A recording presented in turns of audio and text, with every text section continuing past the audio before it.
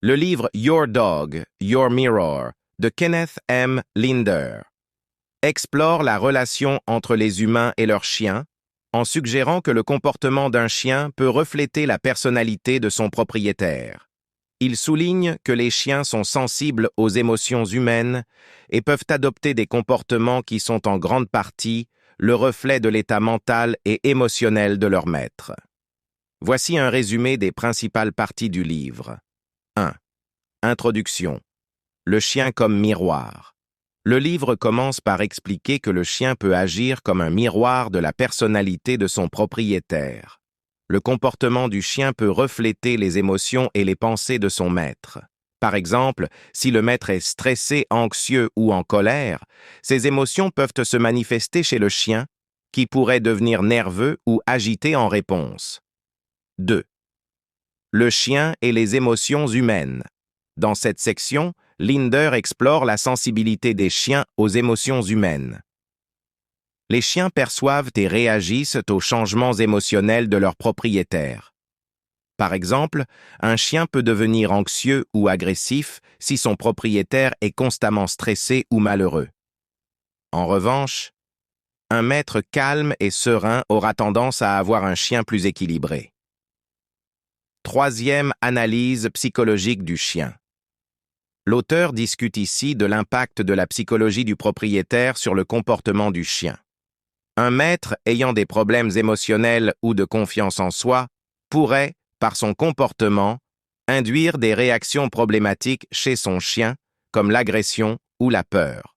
Ce chapitre suggère que pour résoudre les problèmes comportementaux du chien, il faut parfois commencer par examiner et traiter les problèmes émotionnels du maître.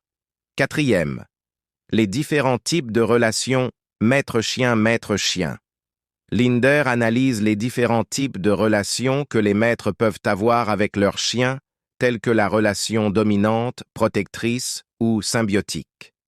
Chaque type de relation a un impact différent sur le comportement du chien, et comprendre ce lien permet de mieux répondre aux besoins du chien. Par exemple, une relation trop dominatrice peut mener à un chien anxieux, tandis qu'une relation trop permissive peut rendre le chien indiscipliné. 5e. L'interaction mutuelle entre le chien et son maître. Dans cette partie, l'auteur discute de la façon dont le chien et le maître interagissent et influencent mutuellement leur comportement. Par exemple, un chien peut apprendre à gérer ses émotions grâce à l'attitude calme de son propriétaire, tandis qu'un maître peut, lui aussi, bénéficier des effets apaisants de la présence de son chien. La relation devient ainsi un échange réciproque qui peut aider les deux à se développer personnellement. 6. Améliorer la relation avec votre chien.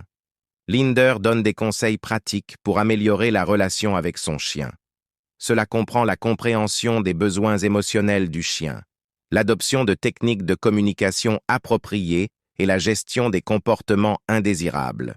Le livre encourage les propriétaires à observer attentivement leurs chiens et à adapter leur comportement pour créer une relation plus équilibrée et harmonieuse. 7e conclusion. Le chien comme outil de développement personnel. En conclusion, Linder suggère que le chien est bien plus qu'un simple compagnon. Il est un outil de développement personnel. En observant et en comprenant le comportement de son chien, le maître peut mieux comprendre ses propres émotions et comportements, ce qui favorise une croissance personnelle.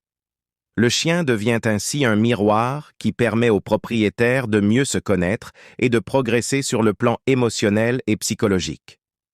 Conclusion générale, le livre Your Dog, Your Mirror démontre que le comportement du chien est souvent le reflet des émotions et des comportements de son maître. En apprenant à mieux comprendre son chien et à améliorer la relation avec lui, le propriétaire peut non seulement améliorer le bien-être de son chien, mais aussi son propre développement personnel et émotionnel.